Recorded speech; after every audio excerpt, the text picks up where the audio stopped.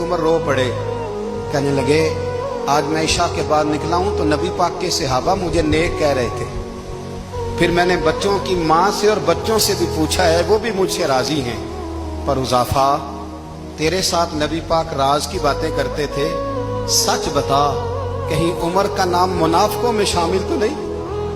सच बताओ, उन मुनाफिकीन में तो शामिल नहीं, कहीं ऊपर ऊपर से तो नहीं सारा कुछ? हजरत उजाफा बिन यमान कहते हैं मैं बाप के मरने पे इतना नहीं रोया जितना उमर के सवाल पे रोया। मैं कदमों में बैठ गया, मैंने कहा नहीं उमर, ये तो मैंने नहीं सुना, लेकिन ये मैंने नबी पाक से जरूर सुना है कि मेरे बाद अगर कोई नबी होता तो उमर इब्ने खत्ताब होता।